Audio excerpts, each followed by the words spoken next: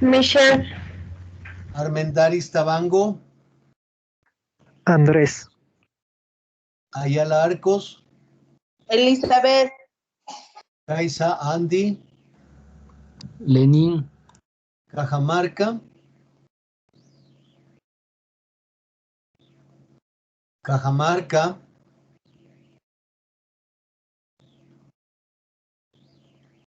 Cárdenas. Efraín, buenas noches. Buenas. Chinchero. Pamela. Chuquirima. Alexander. Cisneros. Andrés. Domínguez. Alejandro. Echeverría. Belén. Flores. Caterine. Buenas noches. Buenas noches. Guañona. Michelle. Jacome. Denis. Yumikinga. Alexander. Pérez. Fabricio. Pinzón. Alejandro, buenas noches. Buenas noches. Povea. Andrés. Julia. Evelyn. Julio Taxi. Elizabeth. Túquerres.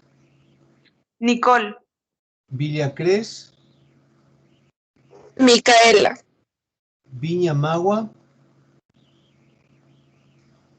Patricio. Vira Cocha. Alexandra. Segunda llamada, Cajamarca.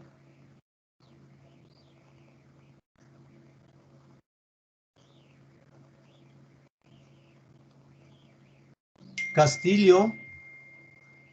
Rubén. Herrera. Alexander. Ligña. Paul. Sempertegui. Alejandra. Gracias. A ver, la señorita Kelly, ¿en qué parte nos quedamos de la presentación, por favor?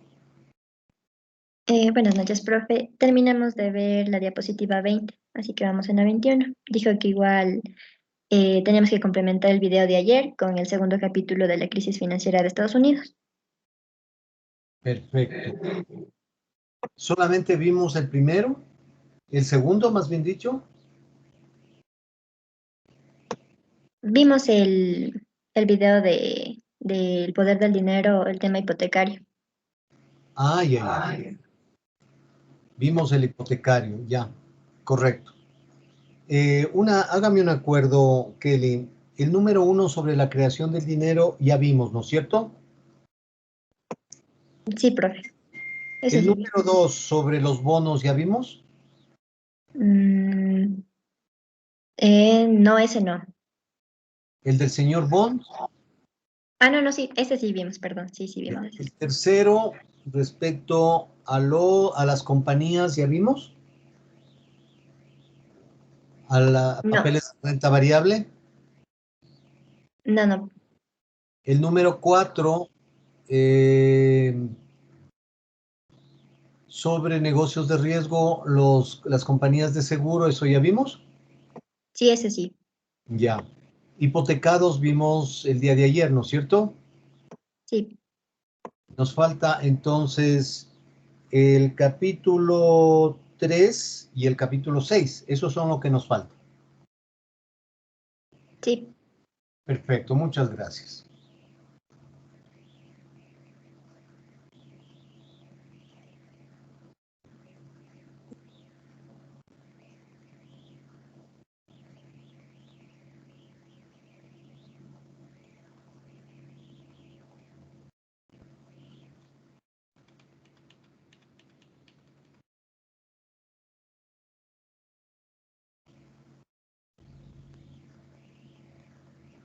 Kelly, habíamos visto ayer hasta la diapositiva 21, que son los servicios financieros auxiliares. Vimos hasta la 20, profe. Solo la 20. Hasta la 20 nada más. Perfecto. Entonces,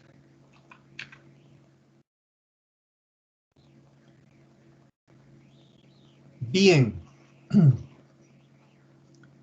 Nos toca ver ahora los servicios financieros auxiliares. Estas compañías son organizadas como una compañía cualquiera y corriente.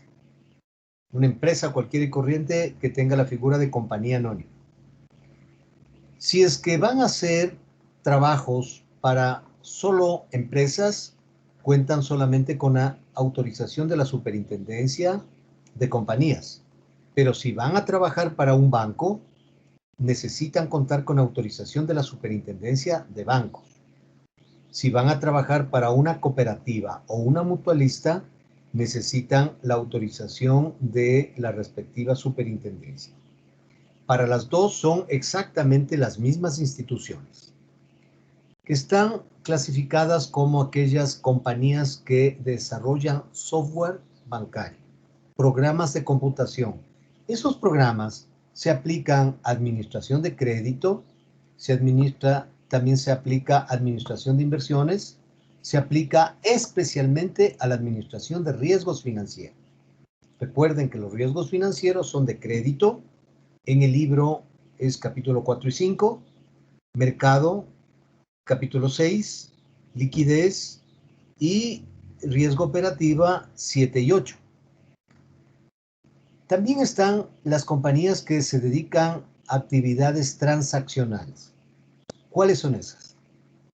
Aquellas que sirven no solamente a un banco, a una cooperativa, sino a varios, y que puede recibir depósitos o hacer pagos, conjuntamente con otras que son muy similares, como por ejemplo las empresas de pagos, como Servipagos, Pago Ágil, que son compañías que reciben depósitos de varios bancos, de varias cooperativas, reciben también el pago en cuentas corrientes de esos bancos y de esas cooperativas del agua potable, de la energía eléctrica, del pago del TV cable, lo que fuera.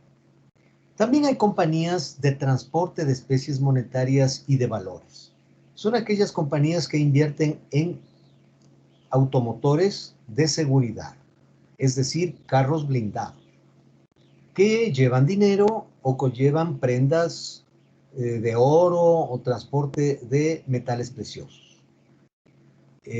Luego tenemos las compañías de pagos que son muy parecidas a las transaccionales y a las de cobranzas. Es más, algunas de las compañías tienen la figura de transaccionales, pagos y cobranzas, porque hacen las dos cosas. Muchos de los bancos, más bien dicho, algunas de las sociedades financieras que fueron eliminadas con la expedición del código se han convertido en empresas de recuperación de créditos. Tal es el caso de Bascorp en Azuay, de Firesa en Guayaquil y especialmente la empresa que fue la única sociedad financiera privada que funcionó con la nacional, COFIEC, que luego se transformaría en banco y en la crisis bancaria fuera adquirida por Banco del Progreso, y una vez que quebró el Banco del Progreso pasó a ser del Estado. Es del Grupo Avellán, es decir, un banco privado que luego fue liquidado por el problema de esa estafa del argentino Dusac y de el señor primo del expresidente Correa, el señor Delgado, que fingió que había sido economista y no lo era, y que luego huyó a los Estados Unidos. Estas empresas como Bascorp, Firesa,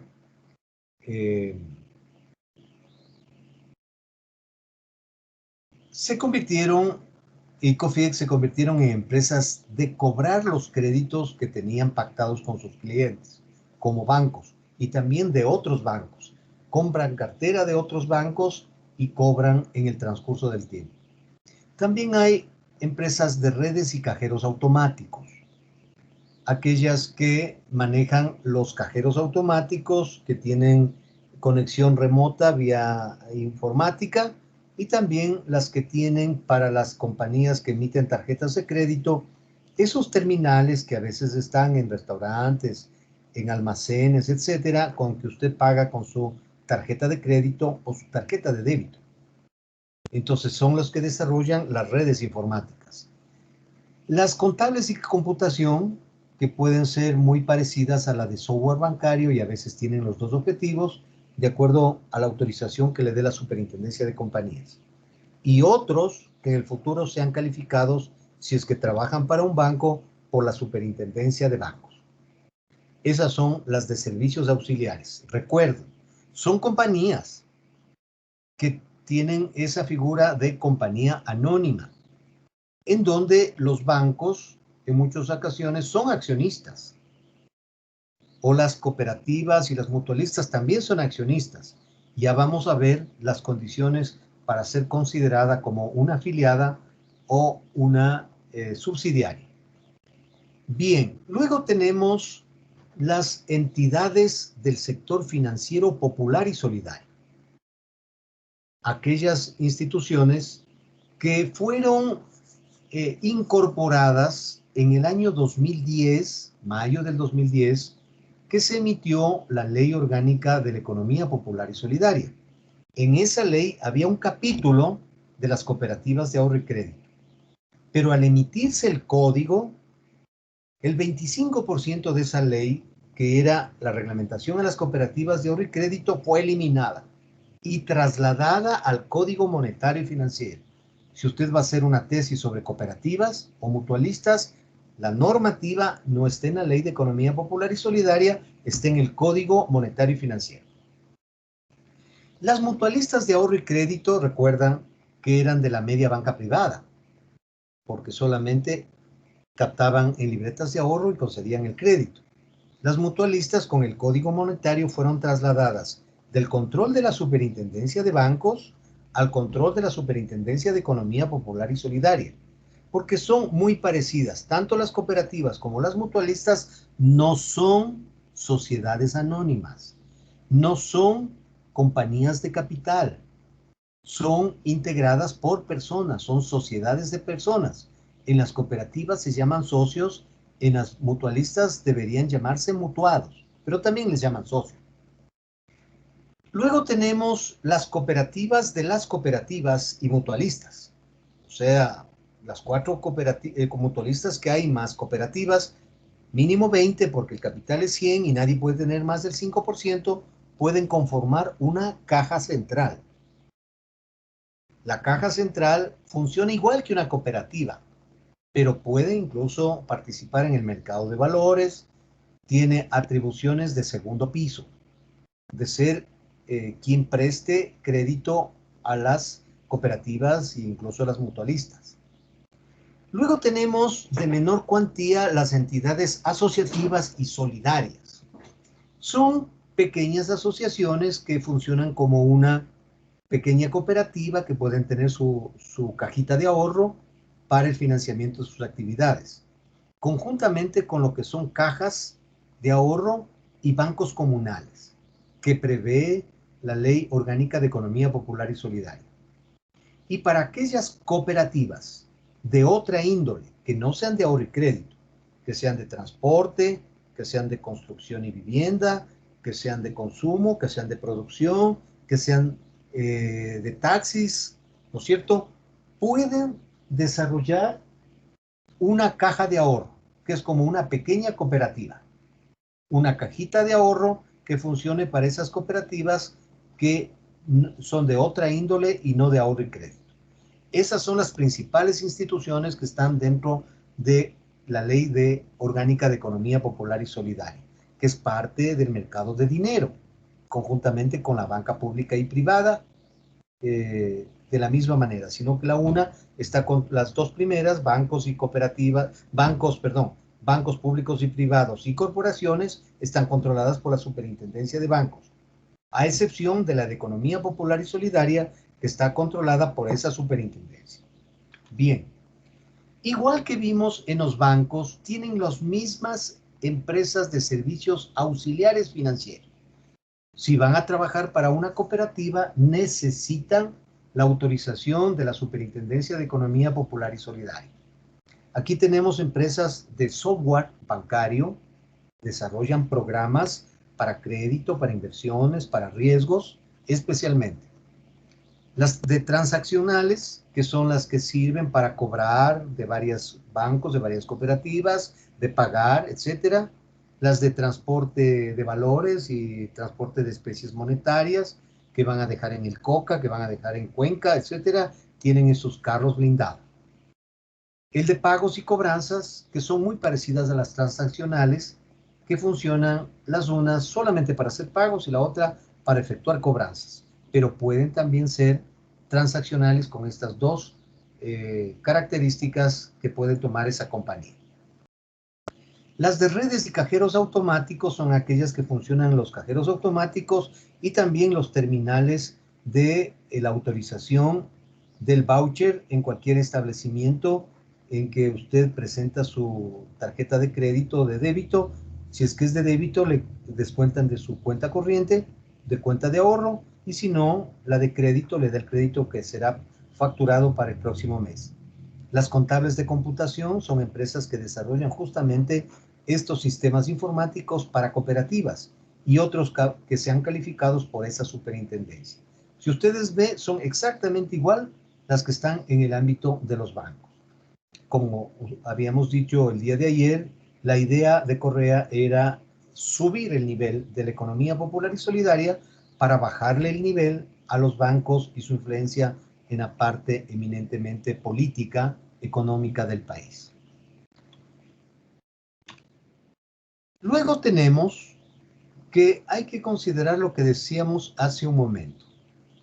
Si un banco o una cooperativa en su ámbito poseen más del 50% del capital social de una compañía de servicios auxiliares, para el banco la cooperativa se convierte en una subsidiaria. Porque jurídicamente el que tiene la mayoría pone la administración, pone las reglas, pone los métodos, pone los manuales, etcétera. Es una subsidiaria. Pero si la posesión de estas acciones, de estas empresas, va en más del 20%, pero en menos del 50%, es una empresa afiliada, ya sea a un banco, si es que trabaja para bancos, o a una cooperativa si trabaja para cooperativas. Hay empresas que trabajan para las dos, para bancos y cooperativas, entonces ahí necesitan triple autorización. Para formarse primero como compañías de la de compañías. Para trabajar para un banco, la de bancos, y para trabajar de una cooperativa, la de cooperativas. Luego tenemos que prácticamente el mercado de capitales, el mercado de valores, no ha cambiado mucho con la emisión del Código Monetario y Financiero. Lo que sí es que la ley que fue aprobada en 1993 en el gobierno del arquitecto Sixto Durán Ballén y que tuvo una reforma importante en el 98 en la administración del doctor Fabián Alarcón Rivera, introdujo un capítulo completo sobre fideicomisos y titularizaciones. Desde ahí, que quedó prohibido posteriormente con las leyes Trole que los bancos hagan fideicomisos, llegamos a la administración de Correa. Correa en el año 2014 hizo dos transformaciones enormes al mercado de valores, a la ley que venía desde Sixto Durán Ballén.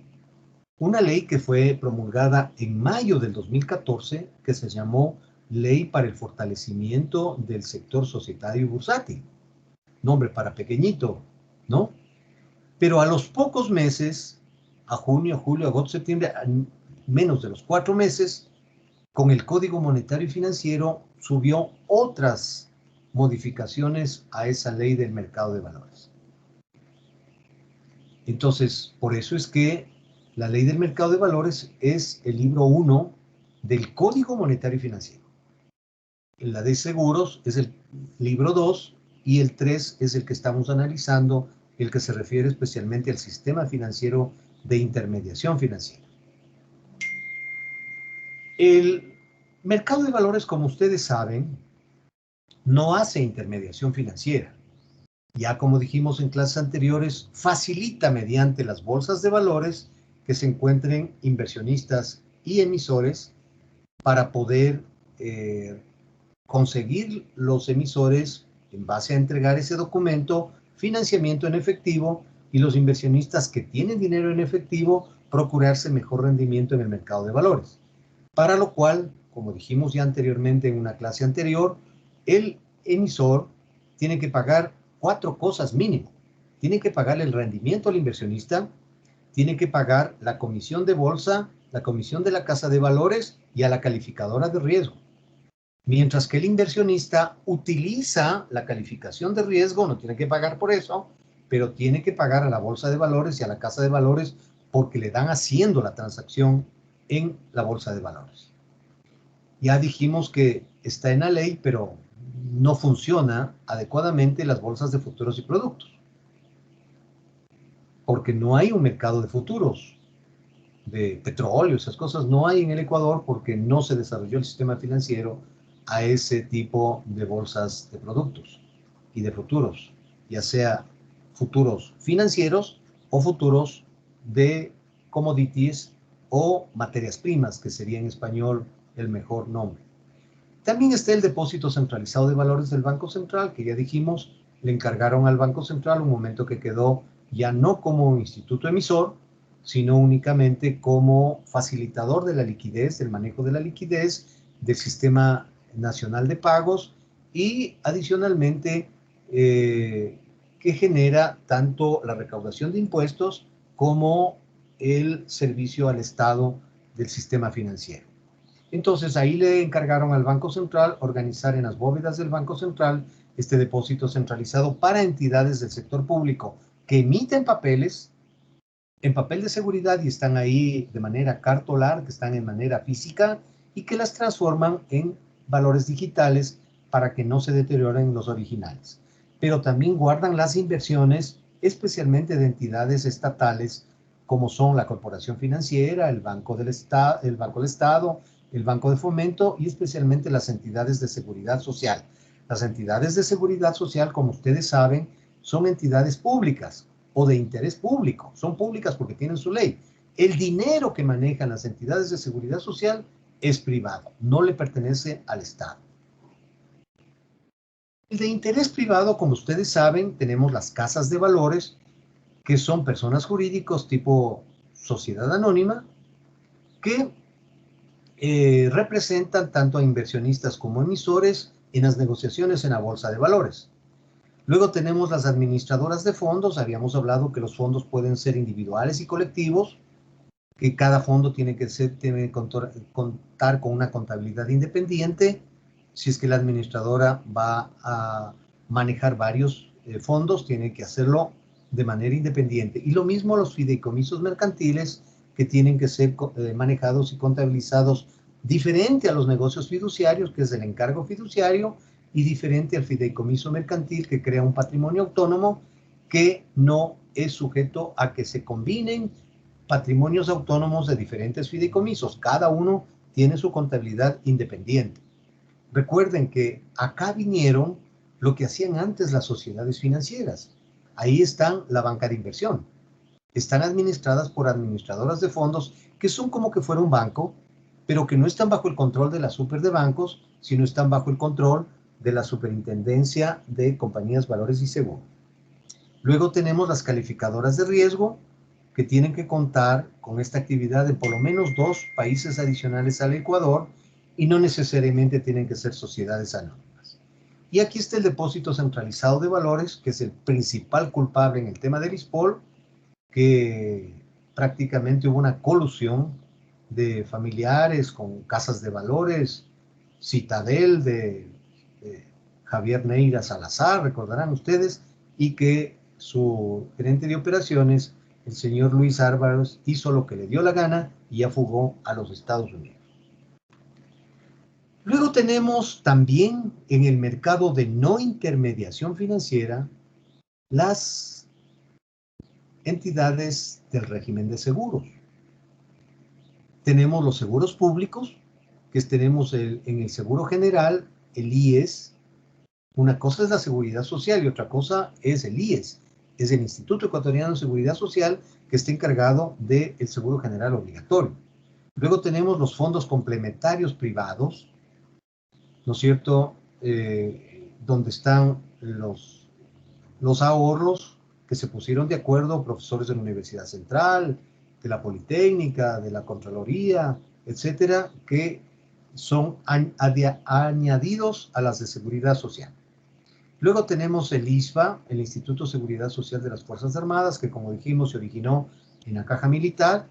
En el caso del ISPOL son dos instituciones, el Servicio de Cesantía de la Policía Nacional, cuyas instalaciones físicas aquí en Quito, y claro que tienen varias sucursales, está en la calle 9 de octubre al llegar a la Eloy Alfaro. Ahí está el Servicio de Cesantía de la Policía Nacional, el ISPOL y el Sistema de Garantía Crediticia, que fue revivida por Correa con el Código Monetario y Financiero. En las compañías de seguro ya hemos hablado, están las aseguradoras privadas, que son nacionales, extranjeras y mixtas. Y las reaseguradoras, que son las compañías de seguro de las compañías de seguro, que también son nacionales, extranjeras y mixtas. Y está el sistema de garantía crediticia privado para los créditos otorgados a grupos poblacionales de escasos recursos que no pueden presentar garantías. Entonces, así quedó conformado el sistema financiero nacional.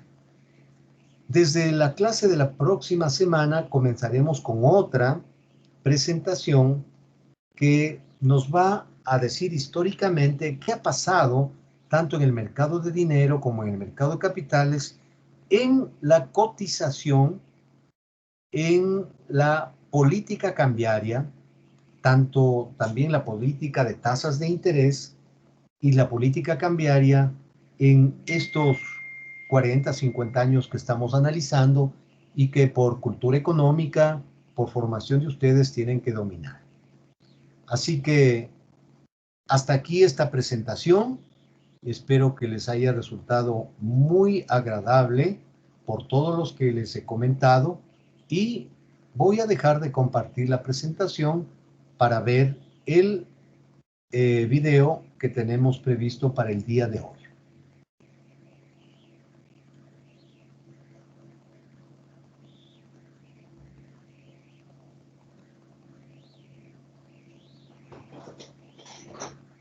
¿Alguna pregunta mientras coloco en la computadora el video? ¿Alguna consulta sobre lo que acabamos de ver?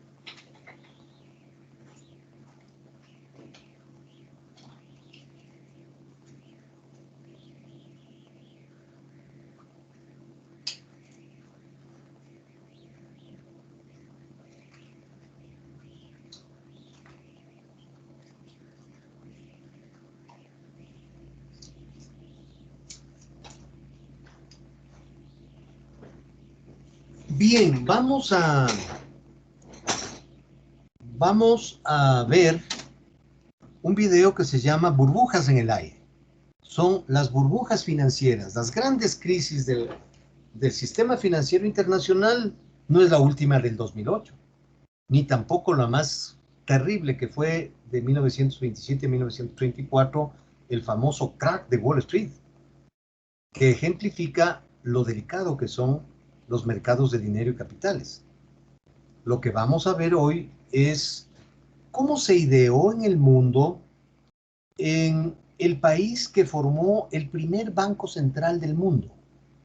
El primer banco central del mundo se formó en los Países Bajos, en lo que hoy es Holanda y lo que es Ámsterdam. Esa ciudad que tiene también canales marítimos como Venecia. Claro que no en la magnitud de Venecia, que está prácticamente en el mar Adriático. Pero es más o menos igual, tiene canales y en vez de taxis hay embarcaciones.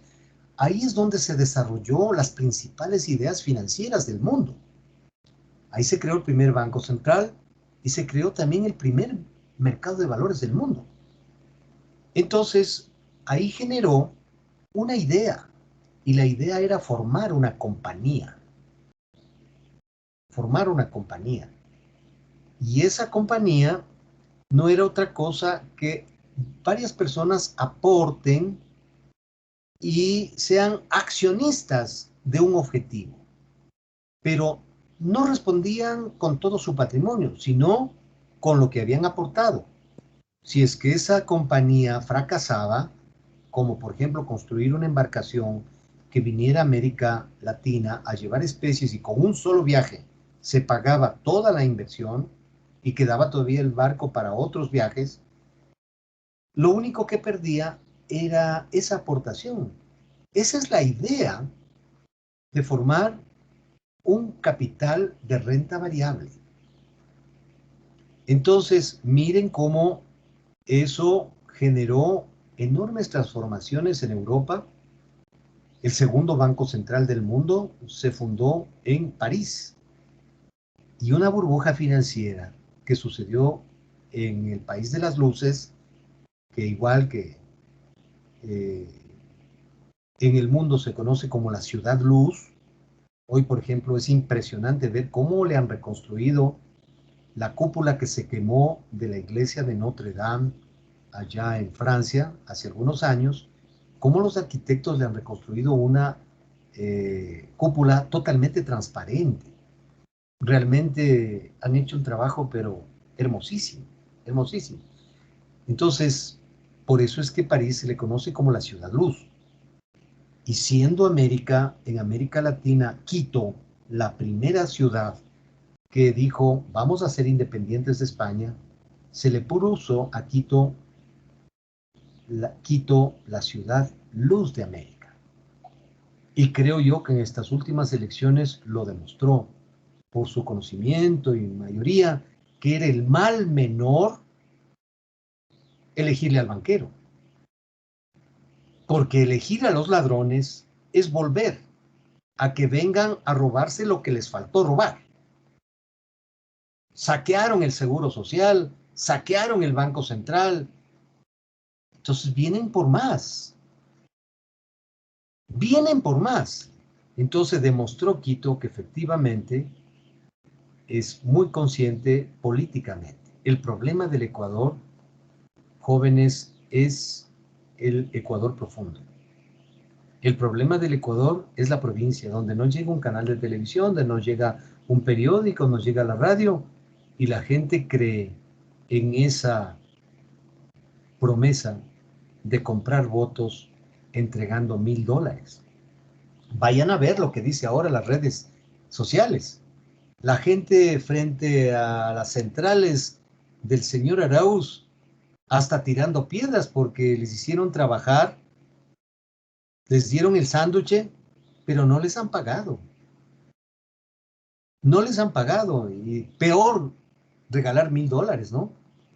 Pero la gente de nuestro país, el problema es la educación. Ustedes son jóvenes que, gracias a Dios, están en una universidad de primer orden. Es lo más exigente ahora el sistema público. Entran efectivamente los más capaces ganándose el puesto para ingresar a la universidad. Y es un orgullo tener jóvenes inteligentes como ustedes, que tienen un poco que aconsejar para que este país no se vaya al garete, no se convierta en otra Venezuela. Ustedes que son jóvenes posiblemente podrán hacer turismo en América caminando, como hacen los pobres venezolanos. Pero imagínense, en mi edad, no llego a Sangolquí, pues, caminando. Entonces, miren, hay que pensar en el Ecuador. Por eso veamos que la inestabilidad de los mercados financieros puede traer una grave inestabilidad política y la economía se va atrás. Veamos lo que sucedió en Europa en estos años posteriores a la conquista de América. Si es que no me permite compartir, voy a salir un minuto para volver a ingresar y me permita compartir. ¿Alguna pregunta?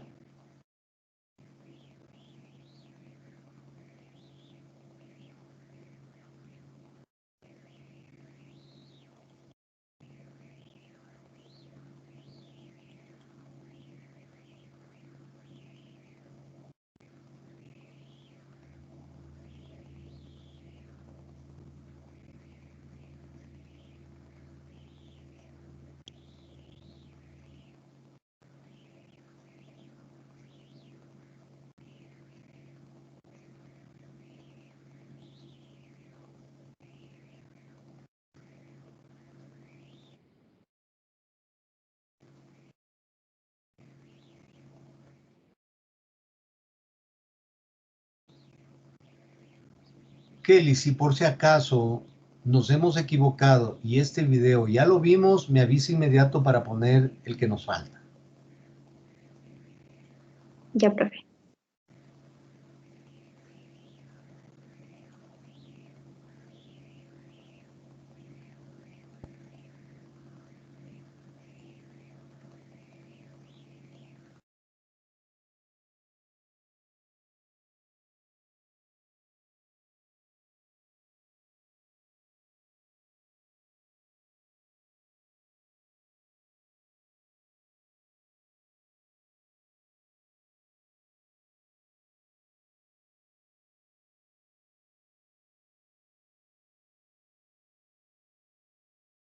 Ya estoy de vuelta, voy a compartir el video.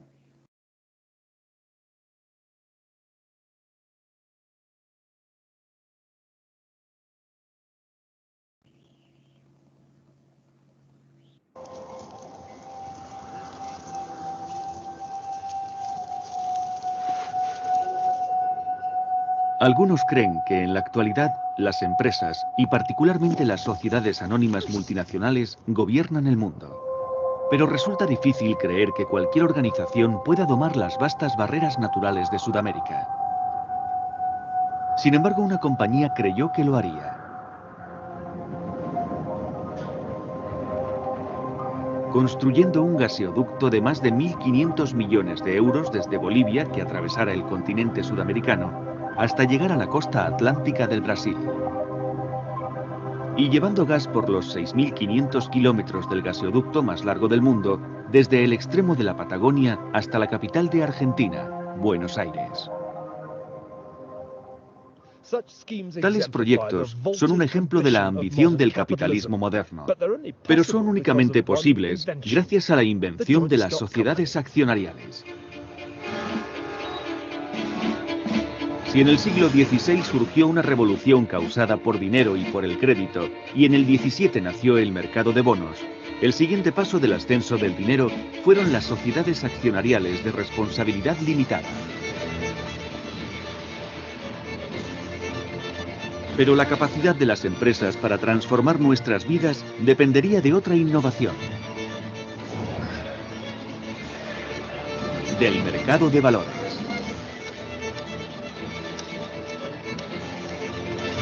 El precio que la gente está dispuesta a pagar por las acciones de una compañía nos indica el dinero que esperan ganar con ellas. Pero tal como hemos comprobado en meses recientes de desórdenes financieros, los mercados de valores pueden convertirse en mercados de horrores. El futuro siempre es incierto, pero somos muy dados al exceso de optimismo. Cuando los precios de la bolsa de Nueva York suben colectivamente, es porque los inversores están poseídos por una especie de euforia colectiva. Según la frase que hizo célebre el primer presidente de la Reserva Federal, Alan Greenspan, se debe a una exuberancia irracional. Las bolsas son como las burbujas de jabón, nunca se sabe cuándo van a estallar. La exuberancia fue especialmente irracional y el estallido especialmente doloroso para la compañía que quería llevar a cabo aquellos grandes proyectos en Sudamérica. Enron se convirtió en el mayor fraude empresarial de la historia moderna de América. Pero no fue el primer escándalo financiero, pues las acciones y valores existían desde hacía 400 años. Las oscuras prácticas que acompañaron esas transacciones perviven y han sido la principal causa de la crisis financiera que padecemos en la actualidad. ¿Libros manipulados? ¿Acciones infladas? Eso ya se ha estado haciendo durante siglos. Y nada mejor que la historia de las burbujas de la bolsa para demostrar lo poco que los seres humanos aprendemos del pasado.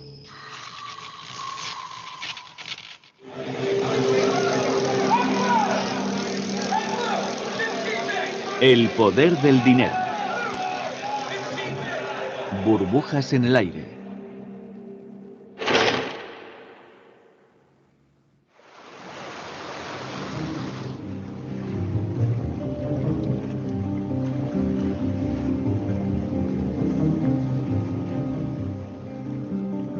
Entre las muchas maravillas de Venecia se encuentra una de las reliquias más sorprendentes de la historia de las finanzas.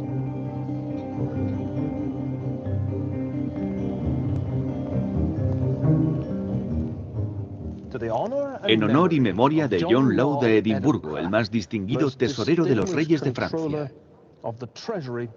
Aquí es donde descansa el hombre que inventó las burbujas bursátiles.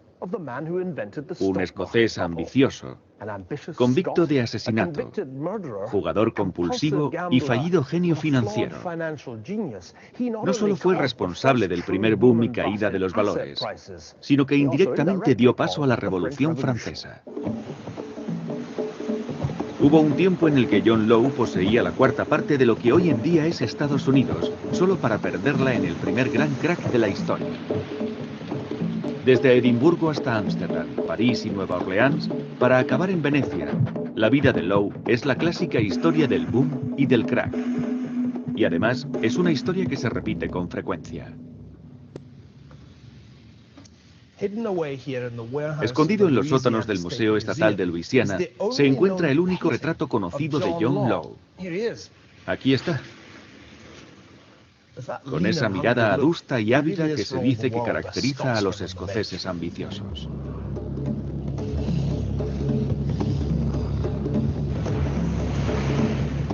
La senda que llevó a Law de la oscuridad a la fama y a la notoriedad es la que muchos jugadores de bolsa han seguido desde entonces. Law nació aquí, en Edimburgo, en 1671. Era hijo de un orfebre con fortuna y heredero de la finca de Lauriston. En 1694, cuando vivía en Londres, Law mató a un hombre en un duelo por una mujer y fue sentenciado a muerte. De alguna manera escapó de la prisión y huyó a Ámsterdam, una ciudad perfecta para pasar desapercibido.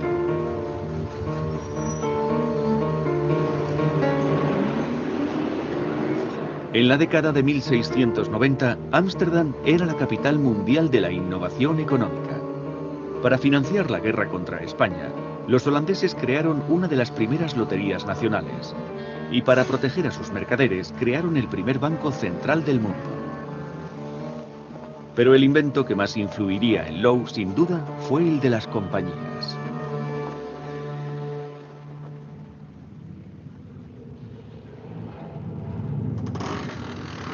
Las compañías ya existían 100 años antes de que Law llegara a Holanda. Él apareció en un momento en que los comerciantes recorrían el mundo desde Manhattan hasta el Cabo de Buena Esperanza. Pero fue Asia el primer objetivo de la expansión comercial holandesa. ¿Por qué?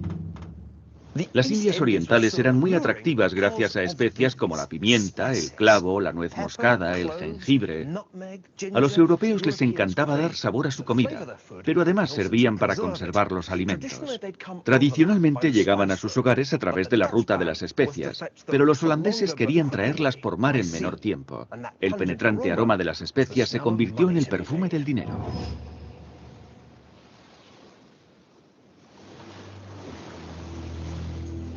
Este cuadro nos muestra el viaje de una de las primeras expediciones holandesas a Oriente. La inscripción dice: 4 barcos partieron hacia Bantam para traer especias y fundar oficinas comerciales. Regresaron ricamente cargados a los muelles de Ámsterdam. Zarparon el 1 de mayo de 1598 y volvieron el 19 de julio de 1599.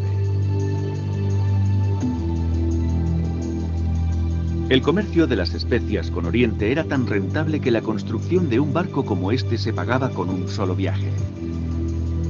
Pero como la travesía era muy larga y arriesgada, ya que tenían que doblar el Cabo de Buena Esperanza, los mercaderes tuvieron que unir sus recursos y compartir riesgos. Como resultado, se crearon 6 empresas de las Indias Orientales.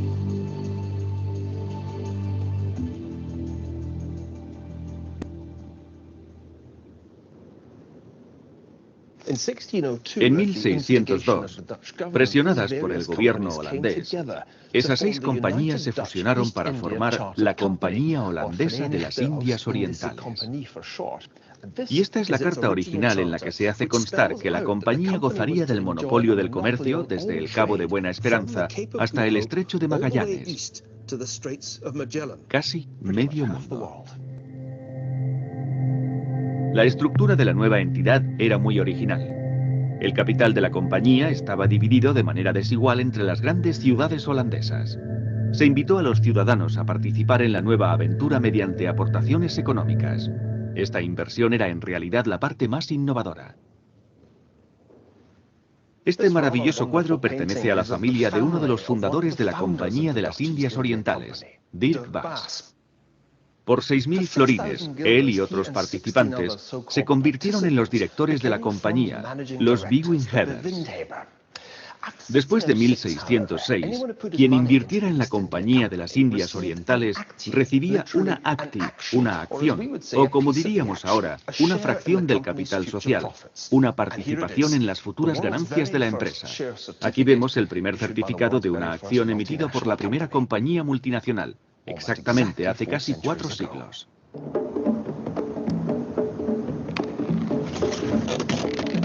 Tres años más tarde, Bass y el resto de directores decidieron que los accionistas no podrían recuperar el dinero de su inversión, pero podrían vender sus acciones a otros inversores.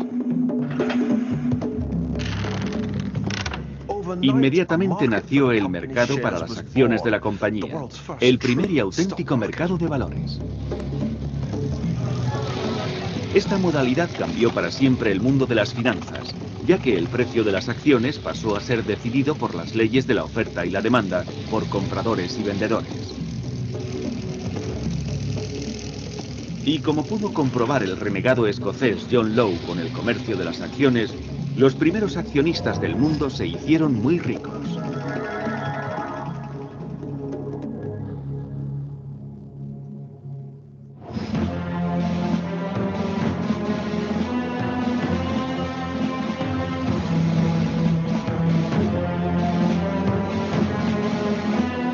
En 1610, la primera compañía bursátil, la Compañía Holandesa de las Indias Orientales, se disponía a conquistar el mundo con su nueva carta, sus accionistas y un próspero mercado para sus acciones. Pero literalmente tendría que pelear mucho para sobrevivir.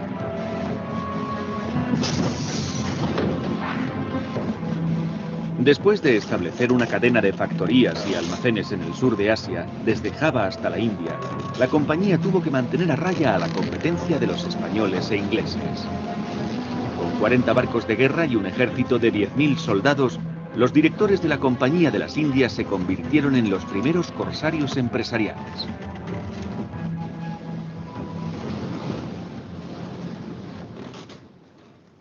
Para la compañía holandesa, la potencia de fuego y el comercio exterior iban de la mano. Pero la clave de su éxito no solo eran los cañones como estos que llevaba el Batavia, el orgullo de la flota. Como todas las grandes empresas, combinó economías de escala con los costes reducidos de sus transacciones y con la información que le proporcionaban sus empleados y agentes. El Batavia era a la vez un buque de guerra y una empresa multinacional. La nueva empresa con su nueva red era más eficiente. Por eso en la década de 1620 consiguió el monopolio virtual de la exportación de especias de Asia a Europa. La primera multinacional del mundo consiguió que sus accionistas se hicieran muy ricos. Estoy mirando el primer registro de accionistas de la Compañía Holandesa de las Indias Orientales, y cada persona que aparece se hizo rica. Si invirtió en la compañía 1.000 florines cuando fue creada en 1736, su inversión llegó a valer 7.000. Durante su vida financiera, la empresa pagó un dividendo del 16,5% anual como media. Virtualmente todos los beneficios pasaron a los accionistas. La inversión original que hizo Dirk Bass de 6.000 florines se transformó en una fortuna de 500.000 florines.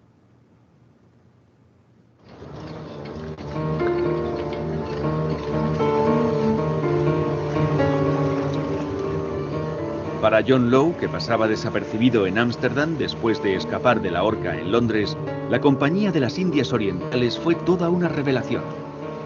Law vivía de lo que ganaba en el juego, pero estaba fascinado con la relación de la compañía en sus espléndidas oficinas en el Hoogstraat con el cercano mercado de valores, donde se comerciaban las acciones de la compañía en el Banco de Ámsterdam.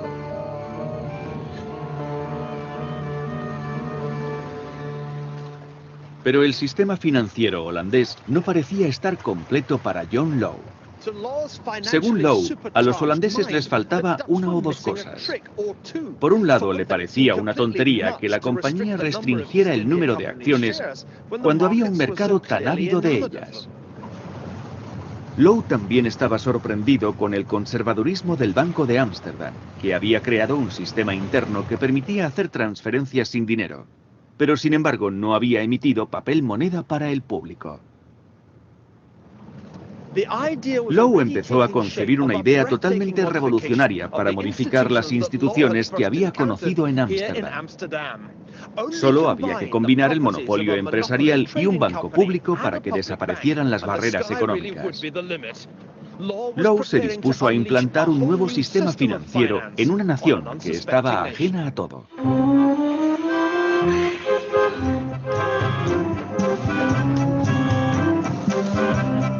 John Low llegó a París en 1716.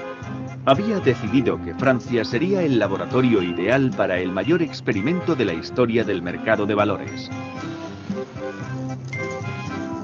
Pero, ¿por qué Francia le brindó una oportunidad?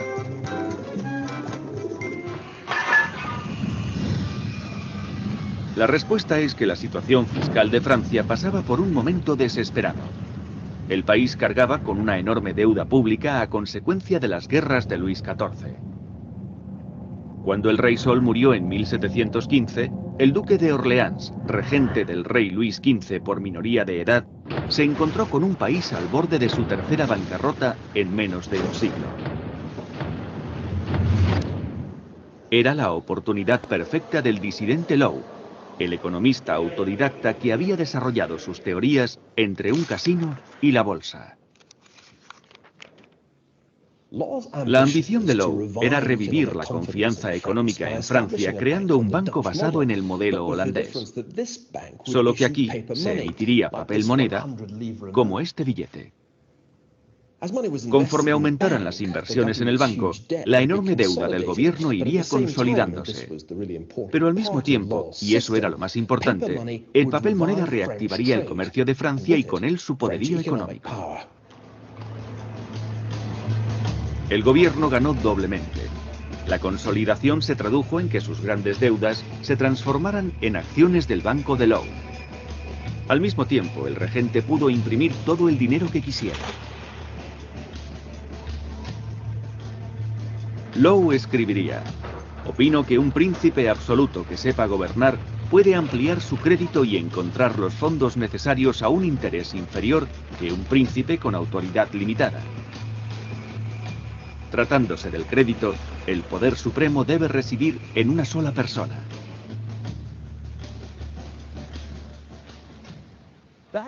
El poder absoluto estaba en las manos del duque de Orleans, que vivía aquí, en el Palacio Real, a un paso de la residencia de John Low, en la Place Vendôme. John presentó su plan al duque.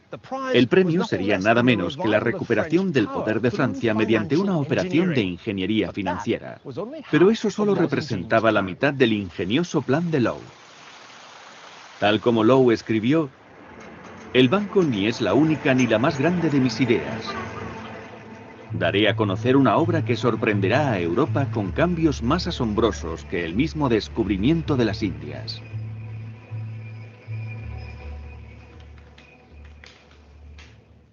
La segunda parte del plan de Low consistía en fundar una enorme compañía monopolizadora del comercio, la Compagnie d'Occident. Tal como él mismo dijo, toda la nación se convertirá en un gremio de comerciantes. Y precisamente, Low fue nombrado director de esa compañía.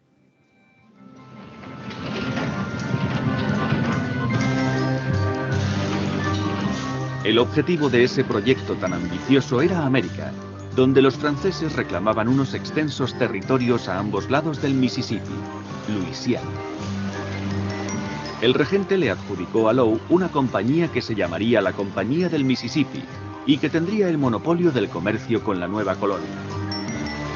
Se animó a todos los franceses a comprar acciones de la empresa. Low figuraba a la cabeza de los directores.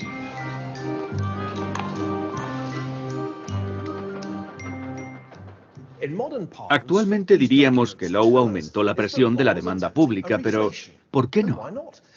En 1716, Francia estaba sumergida en la depresión y el papel moneda de Lowe estimuló su recuperación. Al mismo tiempo, transformó una pesada y mal manejada deuda pública en acciones de un sistema privatizado de recaudación de impuestos y de una compañía comercial. ¿Qué tenía aquello de malo? Se desencadenó una fiebre de especulación y las acciones de la Compañía del Mississippi subieron desorbitadamente. Partieron con un precio de 500 libras y alcanzaron las 5.000 el 4 de septiembre. En diciembre de 1719 llegaron a las 10.000 libras. Estamos en el lugar donde todo se desarrolló. Aquí, en la rue Quincapot, se encontraba la oficina de Lowe. Imaginemos medio París acudiendo enloquecido a este estrecho callejón para comprar acciones. Cuanto más subían de precio, más querían comprar. Era el clásico proceso de realimentación bursátil.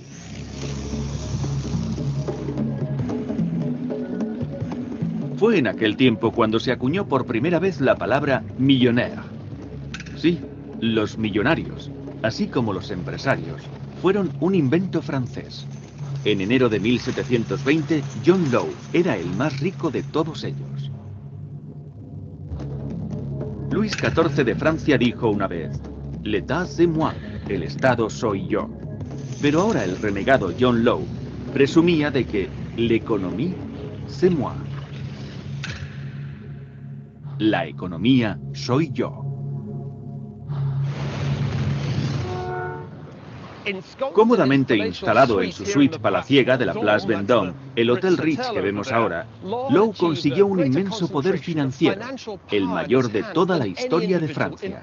Como director general de las finanzas, estaba a cargo de la recaudación de los impuestos indirectos en Francia, de toda la deuda nacional, de las 26 casas de la moneda que producían las monedas de oro y plata del país, de la Compañía de las Indias, más conocida como la Compañía del Mississippi, que ostentaba el monopolio de la importación de tabaco, de todo el comercio de Francia con África y Asia, y de la colonia de Luisiana que cubría la cuarta parte de lo que hoy en día es Estados Unidos.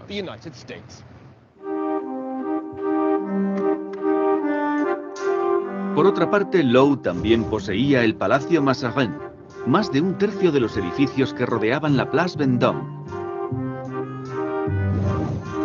unas 12 fincas, algunas plantaciones en Luisiana y un centenar de millones de libras en acciones de la Compañía del Mississippi. No estaba nada mal para un hombre que llegó a Francia hacía 12 años y que era un joueur, un jugador profesional declarado, así como un posible espía.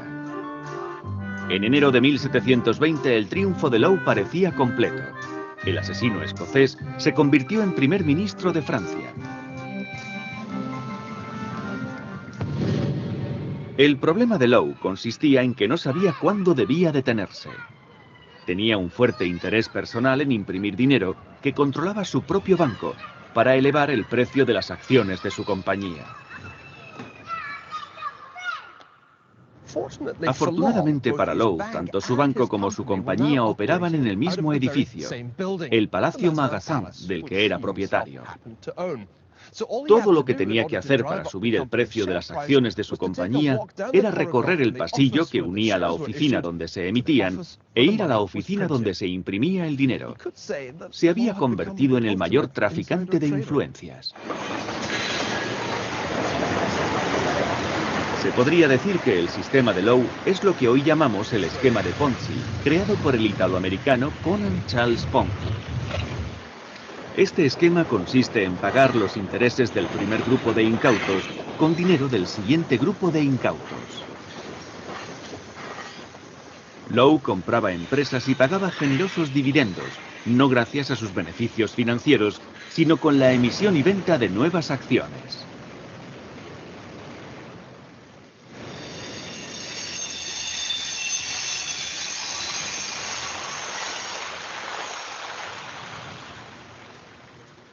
Como todos los esquemas de Ponzi, el efecto del sistema de Lowe era crear una burbuja, a la larga insostenible. Lowe había aumentado la presión de la demanda de la economía francesa mediante una combinación de papel moneda y confianza pública, pero su burbuja estaba a punto de estallar.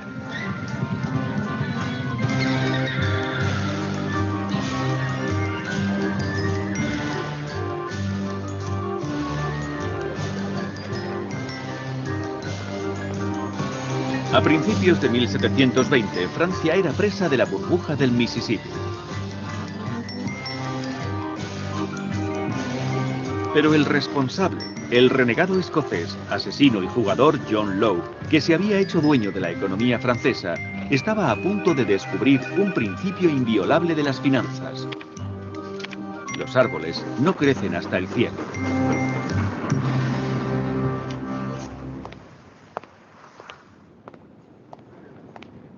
De acuerdo con la campaña publicitaria de Lowe, los beneficios que iba a repartir provendrían de la colonia francesa de Luisiana, que él describía como el auténtico paraíso terrenal. Estaba habitada por nobles salvajes deseosos de mostrar sus abundantes productos exóticos. Esos bienes irían a Francia pasando por una nueva ciudad situada en la desembocadura del Mississippi, Nueva Orleans, en honor del susceptible regente francés, el Duque de Orleans. Pero a la colonia solo le faltaba una cosa: colonos. Como los franceses estaban más interesados en la especulación en el mercado de valores que en la colonización, Lowe lanzó una campaña en la frontera franco-alemana.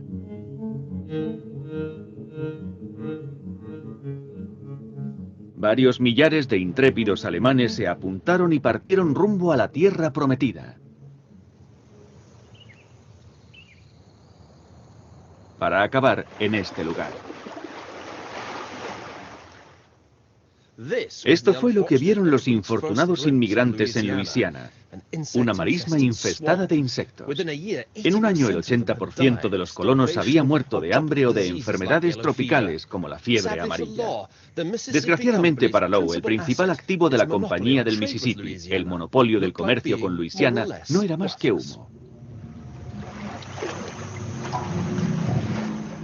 Como dice esta inscripción en holandés, esta es la maravillosa tierra del Mississippi, famosa por una política accionarial que por medio de una conducta de engaño y traición ha dilapidado innumerables fortunas. Sin embargo, esas acciones no son más que humo, viento y nada más. Para Lowe, el éxito económico se basaba solo en la confianza, pero él había defraudado la confianza de todos.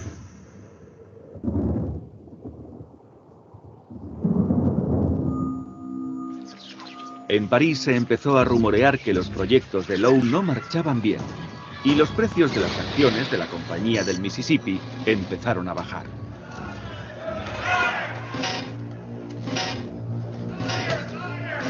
En un intento desesperado por impedir la bancarrota, Lowe habló con el Duque de Orleans para bajar el valor oficial de las acciones de 9.000 a 5.000 libras.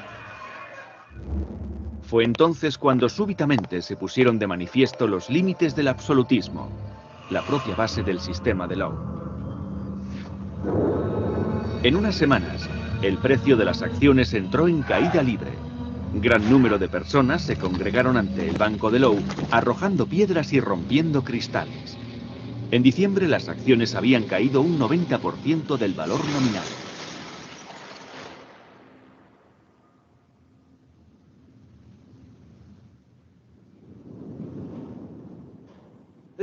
Este mapa francés de la década de 1730 ofrece una maravillosa idea de la primera burbuja de la bolsa. Arriba está la diosa Fortuna volcando las riquezas de su cuerno de la abundancia. Aquí están los felices inversores que reciben las acciones de la Compañía del Mississippi de manos de querubines. Pero abajo se encuentran otros querubines cortando las acciones con una prensa, y dos más soplando burbujas. A la derecha hay dos hombres muy desgraciados, uno de ellos a punto de suicidarse lanzándose sobre su espada. Como pinchada por un alfiler, la burbuja del Mississippi había estallado. En ese momento, Lowe, despreciado por las masas, huyó de Francia. Nunca más volvería a ver a su mujer y a su hija. pasó el resto de su vida en Venecia, repartiendo su tiempo entre escribir largas cartas de justificación y el juego. Murió en 1729.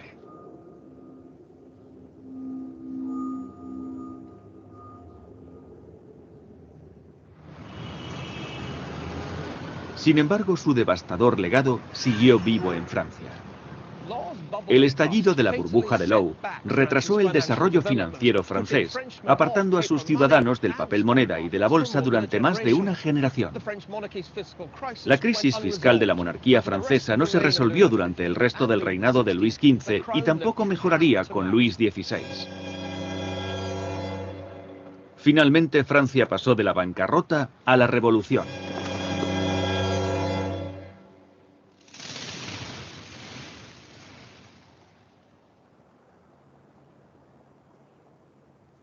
La burbuja del Mississippi de 1719 fue la primera de la historia del mercado de valores, pero no sería la mayor de todas. Cuando hablamos de burbujas financieras, siempre nos referimos a esta.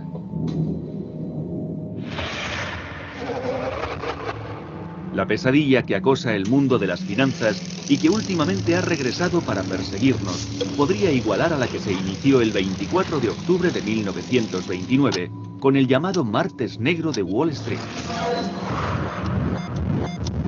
Durante los 3 años siguientes, el mercado de valores americano se devaluó un increíble 86%, llegando a su punto más bajo en junio de 1932.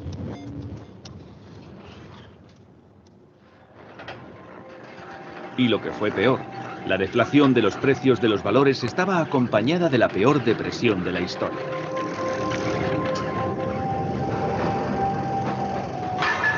En Estados Unidos, la producción cayó cerca de la tercera parte. El desempleo alcanzó a 1/4 de la mano de obra del país.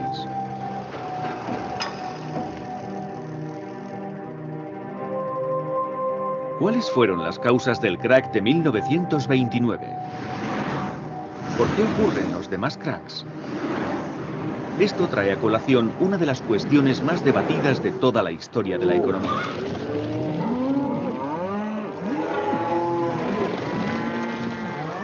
Hay muchas explicaciones para la quiebra de los mercados de valores, pero la causa común es la psicología de masas.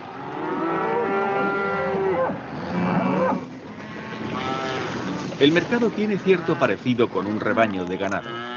Cuando aumenta el valor de las acciones, incluso los más inteligentes sucumben a lo que el antiguo presidente de la Reserva Federal Americana denominó exuberancia irracional. Pero cuando a veces, debido solo a un cambio del viento, la manada modifica la dirección, su comportamiento pasa de la euforia al pesimismo y el ganado sale en estampida. Si una res se asusta, acaba aterrorizando a las demás y todo el rebaño sale corriendo, aunque no sepan de qué se han asustado. Les entra miedo y huyen. El pánico se sobrepone a lo racional, hasta que todo termina. En la jerga del mercado, los compradores se vuelven vendedores, los toros se vuelven osos. Aparte de este símil, lo cierto es que los mercados reflejan la psique humana. Al igual que el Homo sapiens, son proclives a cambiar de comportamiento. Pasan de la avaricia al miedo y a la depresión. A veces se hunden totalmente. Esto ocurre con más frecuencia de lo que algunas teorías financieras predicen, pero no con tanta que nos permita estar preparados para el siguiente colapso.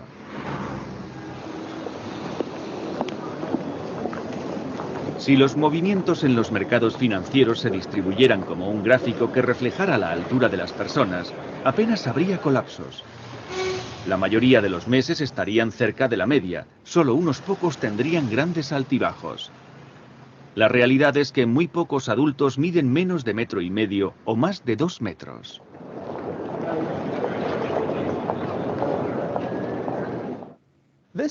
Esta es la típica campana de Gauss, donde los sucesos o alturas se distribuyen de acuerdo con su frecuencia.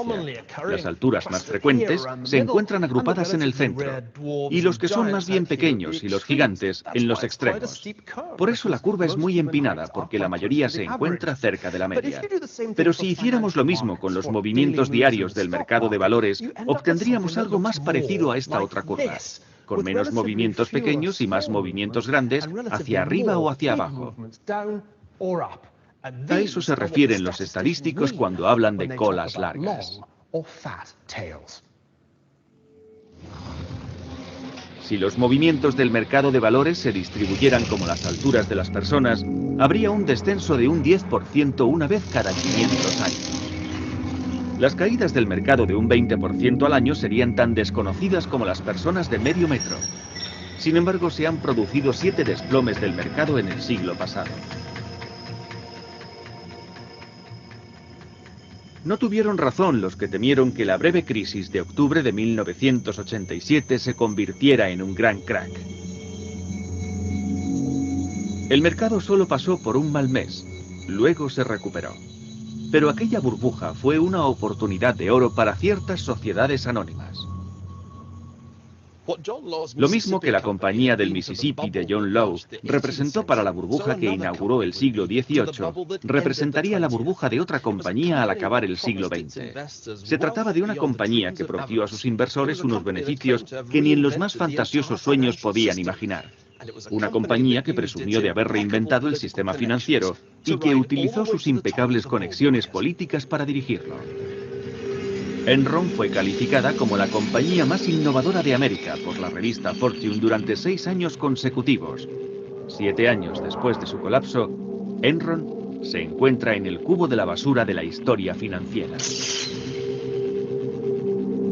Sin embargo, fue pionera de muchas prácticas dudosas que siguen plagando la actualidad económica.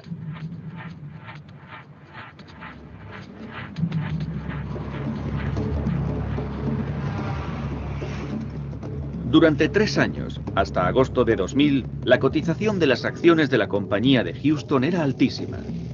Enron pasó a ser la 5ª empresa mayor de Estados Unidos, con unas ganancias declaradas de 111.000 millones de dólares, casi 100.000 millones de euros.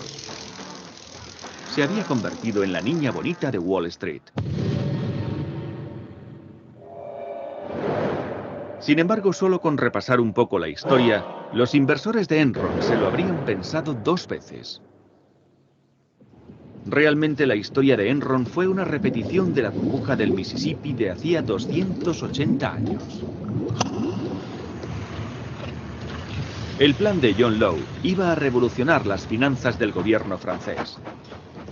Y Ken Lay, el presidente de Enron, planeaba revolucionar el mercado global de la energía.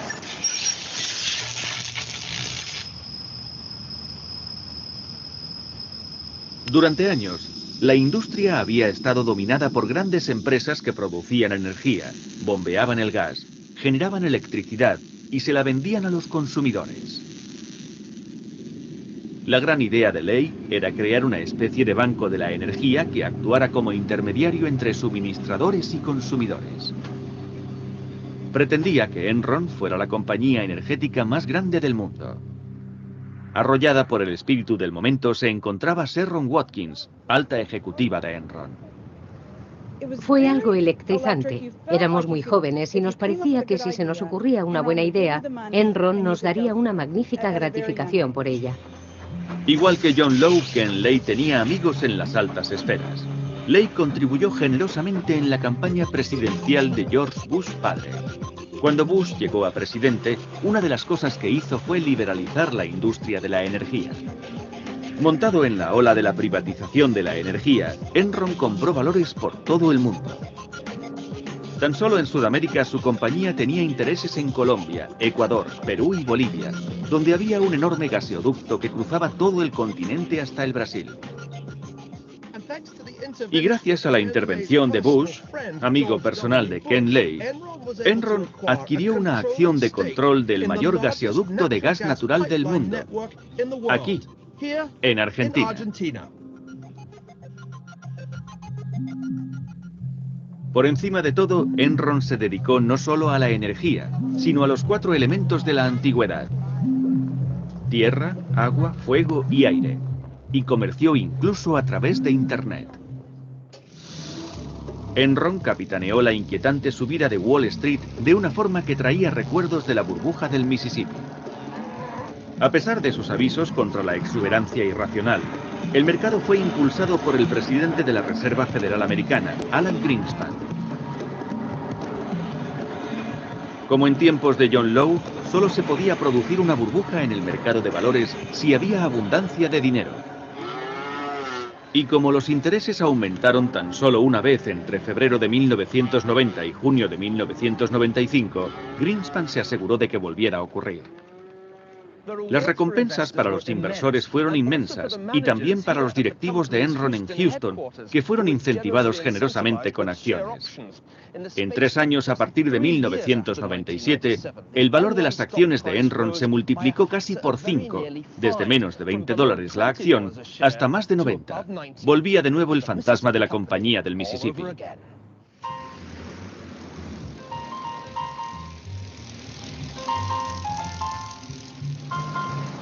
Incluso una ciudad acostumbrada a la extravagante vida originada por el petróleo no había visto nada igual. Aquí es donde vivían Ken Lay y sus ejecutivos de Enron, River Oaks, el barrio más selecto de Houston. En el último año de su existencia, Enron pagó a sus 140 altos ejecutivos una media de $5.300.000 a cada uno. Las ventas de coches de lujo se dispararon. Nos daban múltiplos de nuestro salario base. Lo normal era recibir una paga del 75% de nuestro sueldo base anual. Eso era lo que podíamos esperar. Pero queríamos más, una bonificación 2, 3, 4 veces el salario base anual. Lay, la base de la empresa, quería los estándares morales más elevados para su compañía. Enron is a company that deals with everyone with absolute integrity. We play by all of the rules, we stand by our word, we mean what we say what we mean. El único problema consistía en que, al igual que el sistema de John Law, el de Enron fue un elaborado fraude.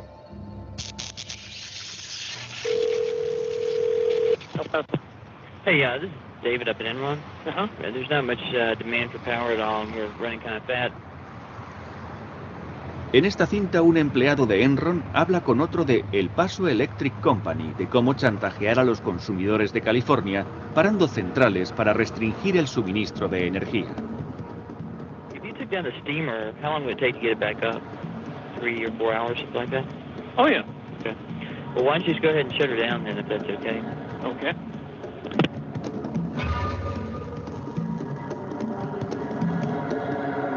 Los resultados fueron no solo la elevación de precios que Enron quería, sino que a pesar de que se disponía de energía de sobra, los consumidores sufrieron repetidos apagones.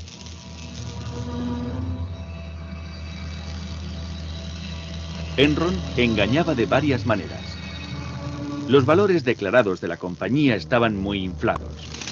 Su innovación financiera principal era hacer desaparecer las pérdidas de los libros de contabilidad para disimularlas bajo el eufemismo de entidades de propósitos especiales con nombres dudosos como Cheuco y Raptor. Los ejecutivos de la compañía debían camuflar las pérdidas para que pareciera que los beneficios eran extraordinarios. Aquello no podía durar mucho. Cuando se amañan los libros y cuando se trata de ocultar la realidad, estás perdido. Cuando vieron que se acercaba el final, Lay y sus socios hicieron que el valor de sus acciones bajara millones de dólares. Pero aseguraron al público que las acciones seguirían subiendo. Al igual que los intentos desesperados de John Law por impedir la caída libre de las acciones de la compañía del Mississippi, las garantías de Ken Lay fueron en vano. El 15 de noviembre de 2001, Alan Greenspan, presidente de la Reserva Federal Americana, recibió el premio Enron por los servicios públicos distinguidos, sumando su nombre a una lista de honor en la que figuraban Mikhail Gorbachev y Nelson Mandela. Greenspan lo merecía, porque sin su política monetaria de finales de los 90, la burbuja de Enron y la burbuja de .com, que coincidió con ella, habrían sido imposibles. Justo después de la entrega del premio Enron, la compañía entró en bancarrota. La empresa debía miles de millones de dólares, pero no se sabía cuántos. Cuando Enron se declaró en bancarrota en diciembre de 2001, sus directivos se reunieron con sus acreedores para decirles: sabemos que en nuestra contabilidad decimos que tenemos una deuda a largo plazo de 13.000 millones de dólares, pero la realidad es que son 38.000 millones. Había 25.000 millones más de deuda que no aparecían en los libros de contabilidad. ¿Les sorprendieron esas cifras? ¿Sabían que existían problemas, pero no a esa escala? Sí, nos sorprendió a todos. El día anterior habían despedido a 4.500 empleados de las oficinas centrales de Enron. A los ejecutivos se les agradeció sus servicios con un último cheque. En mayo de 2006, Ken Lay fue declarado culpable de 6 acusaciones por fraude de valores y fraude con medios electrónicos. Su colaborador, Jeffrey Skilling, fue condenado a 24 años de prisión. Lay murió antes de ser sentenciado mientras estaba de vacaciones en Aspen, Colorado. Pero las prácticas fraudulentas que promovieron la subida de Enron no desaparecieron. Por el contrario, el hábito de ocultar las pérdidas en los libros de contabilidad estaba extendido por todo el sistema financiero occidental. Desenmascarar este método fraudulento sería un factor clave para la crisis actual. Yo creo que en muchos aspectos el problema de Enron es como una especie de virus que se ha extendido a los mercados financieros. Parte de los mismos operadores financieros de Enron trabajan ahora en los bancos y en las empresas energéticas. Esa gente está repartida por todos los mercados financieros.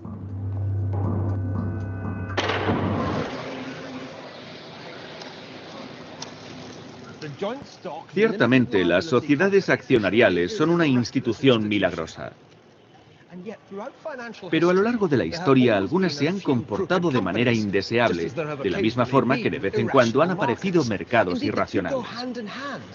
Los dos van de la mano, porque cuando se produce una estampida, muchos se ven arrollados por ella.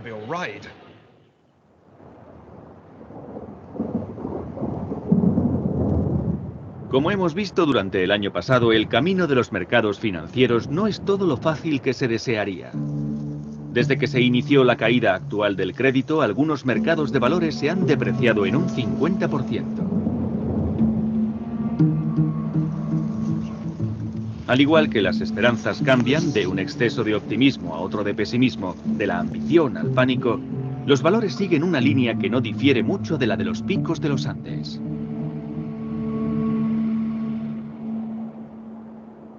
Los inversores esperan que cuando haya que bajar de la cumbre de la euforia, se pueda hacer por una pendiente suave, no por un abrupto precipicio. ¿No hay nada que nos pueda proteger de la metafórica caída por un precipicio? Como veremos en el siguiente episodio del Poder del Dinero, las finanzas tienen dos caras, una de riesgo y otra de beneficios. La cuestión es: ¿estamos asegurados o rodeados de riesgos?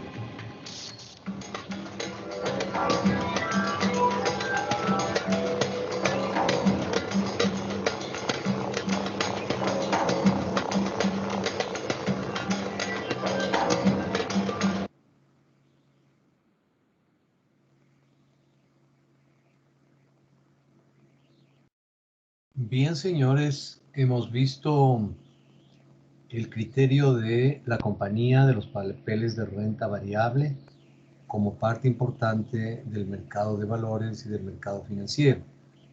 Se originan en el mercado de valores, pero influyen en el mercado de dinero. Los bancos son los que más invierten en este tipo de papeles. ¿Alguna pregunta sobre el video presentado?